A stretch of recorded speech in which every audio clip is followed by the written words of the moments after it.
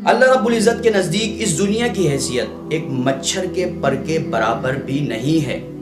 یہ بات سمجھنا تھوڑا مشکل ہے، کیونکہ اگر ہم اپنے ملک پاکستان کو دیکھیں تو اس کا ایک ایک حصہ دیکھنا ایک عام انسان کے لیے بہت مشکل ہے، اور اگر ہم پوری دنیا کو دیکھیں تو دنیا اتنی بڑی ہے کہ اس کا ایک ایک حصہ دیکھنا ایک عام انسان کے لیے امپاسبل ہے۔ تو پھر حدیث میں یہ بات کیوں آئی کہ اللہ رب العزت کے نزدیک اس دنیا کی حیثیت اگر مچھر کے پر کے برابر بھی ہوتی تو اللہ تعالیٰ اس دنیا میں سے کسی کافر کو ایک گھونٹ پانی بھی نہیں پینے دیتا؟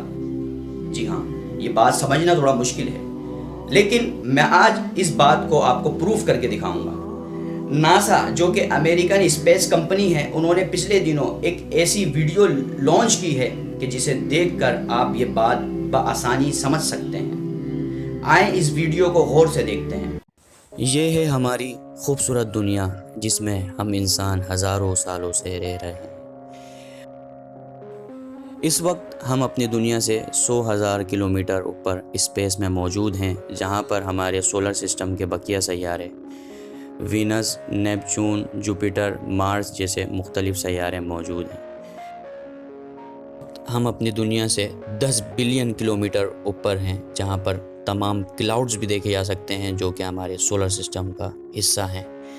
اس وقت ہم اپنی دنیا سے لاکھوں کلومیٹر دور اسپیس میں موجود ہیں، جہاں سے ہمارا سورج کچھ اس طرح کا دکھتا ہے، جبکہ یہ سورج ہماری دنیا سے 1300 گنا بڑا ہے۔ ہم اپنے سولر سسٹم سے باہر موجود ہیں، جہاں پر بقیہ اسٹار اور دوسرے پلینٹس موجود ہیں، اور اب یہاں سے ہماری ملکی وے گیلیکسی کو دیکھا جا سکتا ہے، جس میں ہزاروں پلینٹس اور لاکھوں اسٹار موجود ہیں۔